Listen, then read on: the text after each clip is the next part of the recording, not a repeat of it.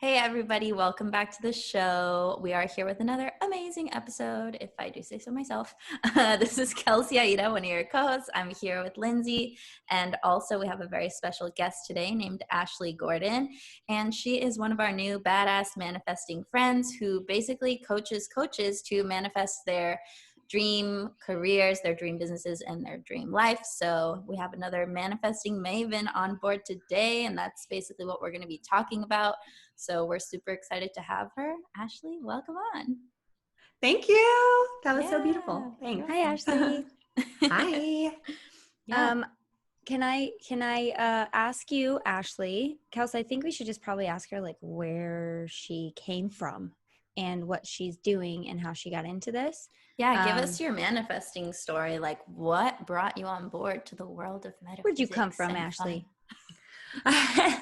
Wow, that's a loaded question, and I love it. You can give us the cliff notes. The cliff notes are that my mom actually introduced me to the movie The Secret. I'm sure you guys have heard of it. Hey, we had Joe Vitale on the show, in case you didn't know that. What? Yeah, he was one of our first guests. He's wonderful. Stop. Mm-hmm. Yeah. Oh my God, that's so great. cool. It was so fun. Wow. I got to listen to that episode. You do. Love him. Yeah. So he was on The Secret, and I basically know every word to that movie because I've watched it like 500 times. But yeah, my mom introduced me to The Secret when I was 18 at a time where I was like just devastated and lost from a high school boyfriend, first love breakup. High school boyfriends are the worst. Right? It's crazy. It was so bad at the time. And then she showed me the movie and I was like, oh, our thoughts become our reality. Got it. Okay, cool. So I just kind of took that and ran with it and became really obsessed with learning about it and did everything I could to educate myself on mindset and emotional well-being and how to be the master of your life and really focus your energy on what you want. And I was really good at manifesting. Like I would practice, I was 18. So over those years, I'd practice like going into bars and manifesting free drinks and manifesting parking spots. And I started with little things and I became a master at those. But at the time I had no clue what I wanted to do with my life. And it was really challenging for me to manifest like my purpose or my soulmate or bigger things, right? The little things came easy. And I'm like, I was totally stumped with, if I can do these little things, then I must be able to do the bigger things. So that's where like deeper inquiry came in around belief system work. And then I wanted to develop myself more. So became a yoga teacher, tried like everything under the sun to learn more about myself. And that kind of is what led me into coaching. And there's more saga along the way, but the long story short is that I had a lot of trial and error, which I think a lot of people can relate to, of like trying things and hating them, having office jobs and then hating them. I worked in real estate with my now in-laws for a very long time. And I was for 4 years, it felt like forever. But, and I discovered that I love working with people and I loved helping people and talking with people, but I was in a really toxic environment for myself. And I was just manifesting more negativity into my life because I stayed in a situation that wasn't good for me. Mm-hmm. So it wasn't until I was like at the lowest of lows that I was like, okay, I need to change this. I need to get out of here. I need to have really hard conversations. And I quit real estate and told my mother-in-law, my future mother-in-law, this was like right before we got married. Like I thought that if I sold a lot of houses that you would love me. It was like a whole acceptance thing. It was a huge lesson, learning all of it. But as soon as I quit and we had that clearing, I worked at my yoga studio making $10 an hour. People would come in and just rant to me about their problems because I was at the front desk. Mm-hmm. And I would coach them, but I didn't know I was coaching them. Right. And it kind of evolved from there. And then one day I just was like, I'm a coach. I love that. It started to happen. Yeah, there's more. Cool. There's more, but I feel like that was just pieces of it. I love that you said I would coach them, but I didn't know I was coaching them. Everyone who is called to become a coach or falls into the coaching or Yeah. counseling or therapy or anything like that, you've always been a coach. Yeah. You've always been a counselor. You've always been a therapist. It's just now you can call yourself that because you've put the right hat on, or you have Totally. gotten the right training or the certification. But generally speaking, if people always come to you and they see you in your energy as somebody who can give guidance or wisdom or the next step forward, or even just help them see things in a different way, you're already a coach. And it's so funny, like I've never met a coach who's just like, yeah, I don't really know how I got into this. They always, Right? You're it's so always right. like, it's always like, yeah, I've always just been that person for people. And I know I know Kelsey is. And it's just, it's nice. It's wonderful that you were able to find that and have the courage to follow that, because two things seem to happen when, as you say, we have trial and error and we decide what works and what doesn't. One, we give up way too soon and we just decide that we're okay being uncomfortable and not satisfied and not fulfilled. And we see how long that takes us. For you, it was not very long. And you're like, nope, sorry, I need better than this. And the other thing that happens is, well, we just get discouraged and we're just like, well, if this isn't working, then nothing's going to work. And having the courage, like you did, to be like, there's something out there. I don't know what it is yet, but I'm going to keep looking until I find it. And tell me if you agree with this, because I feel like that journey of connecting to your spirit, your soul, your whatever lights you up, that feeling where you're connected to the universe is kind of addicting. And so anything, Mhm. once you get a hint of that, you're like, ooh, I want more of this. I want to remember how powerful I am all the time. And so you're going to look for things that echo that desire in you. And it's really beautiful to hear your story. And that's exactly what it sounds like you did. So thank you for sharing that. That was a beautiful way of putting it. It is addicting to that feeling of unity and oneness and power and purpose in a way of not necessarily like, okay, this is your purpose, this is your job or your career, but a purpose of being connected to something that's Mm-hmm. way And being bigger. of value. I think that's so Right. important for people to know that they are valued and Mm-hmm. needed and they can bring something good into the world. Totally. And I think the part that I left out was that it did take me a long time actually to figure it out. Like it took I didn't figure this out. I'm 32. I didn't figure out that I was going to be a coach till I was about 27, 28. Same. So, right. So Yeah. it felt like forever. But one thing I did was I prayed. I was like, I don't know what I'm supposed to be doing, but I know that it's something and I don't know what it is, but I'm so open. I'm ready. I would pray to the universe. I'm ready. I'm ready. I'm ready. What is it? Show me. Yeah. So Yeah. I'm 35 and I didn't know I didn't fall into hypnotherapy until I was 27. Yeah. My son right. was 7 months old and I was like, I don't want to go back to a regular job. And I had to really ask myself what I wanted to do. Mm. And I've never asked myself that before. Most of us don't. We're just like, what's going to pay me the most to pay my bills? And that's it. And these are really important, hard questions. I easily could have gone back to 50 hours a week, would have been very upset. But people do it, it's like, Yeah. that's normal. But I was like, nope, flipping the script on this bitch. I'm not doing that anymore. Ashley, I love how your story demonstrates how your purpose will find you when you're staying in alignment with what feels good to you. Because Yes. I believe, and I feel like I've observed in the people's lives all around me, that it's not so much about finding your purpose or creating your purpose. It's like your purpose is going to fall in your lap when you're following your highest excitement, when you're living in authenticity. Feel like when I'm at you're church doing right now. things that light you up. Take me to church. I'm so excited about this conversation. So true. I agree. So true.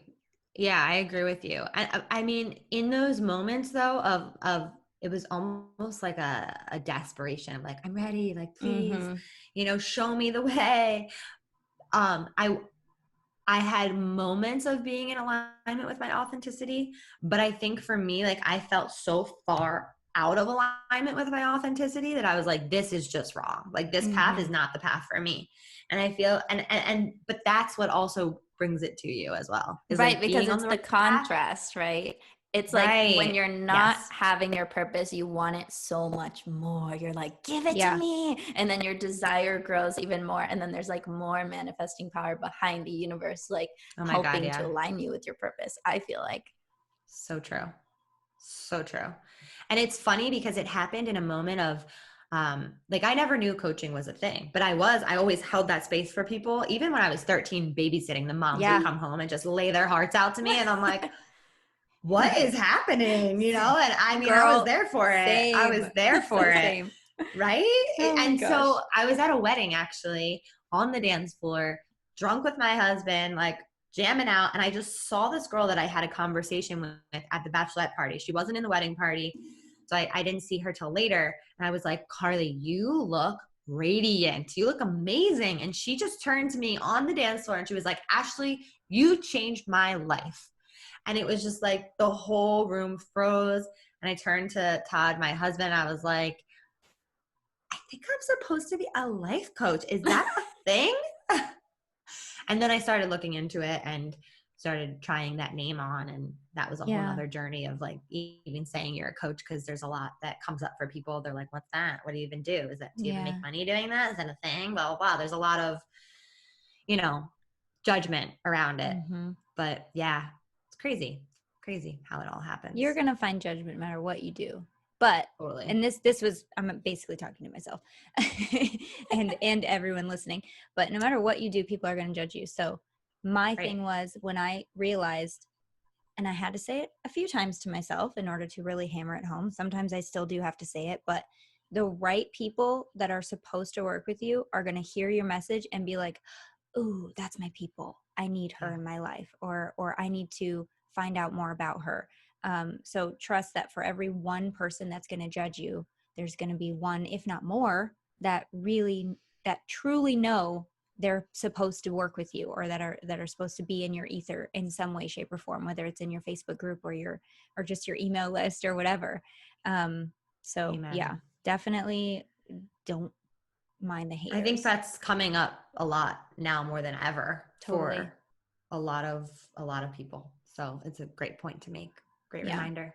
Definitely. So zooming outside of just coaching, and let's use the umbrella of purpose. Like, let's say anyone who's listening, if you're like feeling like you're relating to the story and you're like, I don't know what my purpose is. I want to know, like I need Yeah. it. Like this is killing me. Like I just feel like I don't have a purpose. One piece of advice I want to give you, and then I'm going to ask for Ashley's advice. My piece of advice is your purpose doesn't necessarily have to be tied to a career, first of all, although it usually does become that later on when it's more like solidified. But your purpose can be literally whatever you want it to be. Like you can choose your purpose. Like if you're like, I love loving people, you just make that your purpose. If you love being healthy, like that's your purpose. If you love having fun, like that's your purpose. And I would say like, don't limit yourself to just feeling like you have to have this one big purpose. Like we're all here for many purposes, you know, to learn, to love, to grow, to do this type of work, to whatever. Like there's a million purposes and you actually get to choose. You don't have to be like blessed with this ultimate big purpose to change the world. Like your purpose could just be like to love being a mom. Like it can be simple, you know? But Ashley, I want to turn this over to you and say like, what are some kind of action steps or perspective shifts that you would give to someone who's really craving their purpose and they're just not sure what it is or where it is or how to connect to it? Yes. And I just want to echo what you just said. I love what you just said. And I think the problem when people hear things like that is that they think that it's not good enough. Like, Right. it's not good enough just for my purpose to be love being a mom, or it's not good enough just for me to express love in all ways. It's not good enough for me to just be a kind human. Like whatever statement is your purpose. And I believe like that you can have one statement that defines your purpose that is so powerful that it moves you forward. But a lot of times I'll do these exercises with clients or with just friends and family, and they're like, that's it? Hello? Yeah. Yeah. So if you are hearing this and you're like, yeah, I feel like it's not enough, just know that you being alive is enough, right? Mhm. Your existence is enough. Yeah. So action steps for your purpose. I think the most common thing is to, like, looking back for me, the only thing I've ever been passionate about was manifestation. Like that was like the most that I was so passionate about telling everybody about it. Anybody that would listen, people that wouldn't listen, I would just talk about it all the time to them. I mean, some people shushed me, whatever. But looking back, I never thought in a million years I could create a whole business out of that, or that would actually be why I'm like here, or what I'm here to teach. But I was already doing it and I didn't even know it. So most likely you're already living in your purpose and you're just not aware of it yet. So Thank you for saying that, because that's the first thing that pops up for me is like, what comes naturally to you? What comes natural to you? What do you do that really doesn't take much effort and that you feel really good about? For some people, it's gardening. I can't keep anything alive to save my life. Some people can do it without even like having to think twice. I mean, everybody has strengths, and I really, really do believe that before you came to this earth, you were equipped with everything you would need to fulfill your purpose. Of course, training and things like that, but innate abilities, natural abilities are going to facilitate what you're supposed to be here for. I truly, truly believe that. And like we said before, you were already a coach before you were a coach. Kelsey, you were already a blogger and an author and I would say a coach. I'm going to say coach because you do bring wisdom and perspective to people who need it. So I would say you've been doing that long before you picked up a microphone or a pen. Well, and I have an even better example, like me as a hairstylist. So not a lot of people who listen to this know that I actually went to school to be a beautician, and I'm a cosmetologist part-time. So like outside of this work, I actually still work in a salon and do hair. Which and is like, why she always looks so cute. Okay. And growing up, I was just always good at making everyone and everything around me like more beautiful. I'd be like, oh, this friend needs bangs, or this Barbie doll needs pink hair, or whatever. And I would like alter everyone and everything. And for some reason, people just like trusted me with scissors. Like even in like high school, my boyfriends would be like, just cut my hair. And I'm like, are you sure? I don't know what I'm doing. They're like, yeah, it always looks fine. So I just like cut everyone's hair, whatever.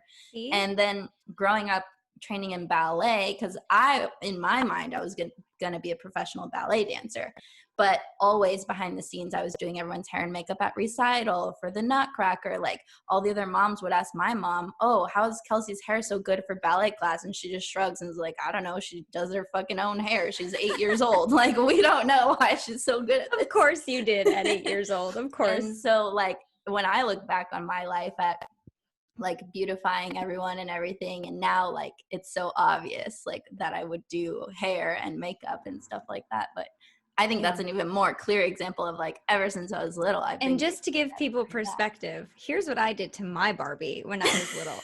Here's my artistic expression. Okay, I cut all of her hair off. I dyed it green with green nail polish. Okay, and I painted and I made it up like a troll's. That's the limit of mine. And then I looked at her and I was like, oh, she kind of has an alien vibe, so I'm gonna paint all of her nails green too. Wasn't enough. Painted her whole skin. So I had a green Barbie with troll hair that was like stiff because it was nail polish. That's what I did. Okay.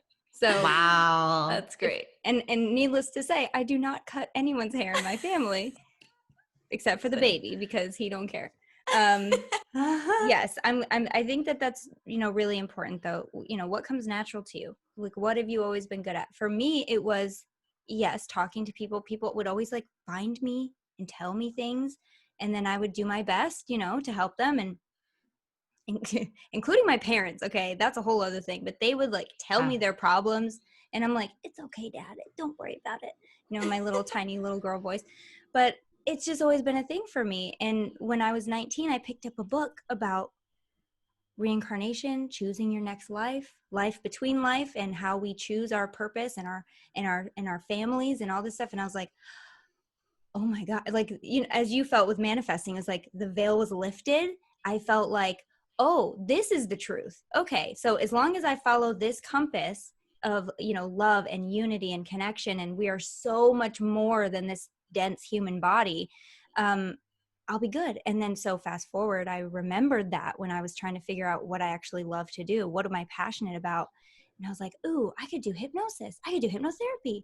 And now like I couldn't possibly do anything else. Like you put me in any other situation, I would feel so uncomfortable. This is where I belong. And I feel like, Ashley, this is where you belong. Kelsey, this is where you belong. So the journey to finding where you belong and what feels good, it's a long journey and it can change. Tomorrow I might wake up and be like, I actually want to be a circus performer, and that's okay. It's not going to happen. But if it did, that would be just fine.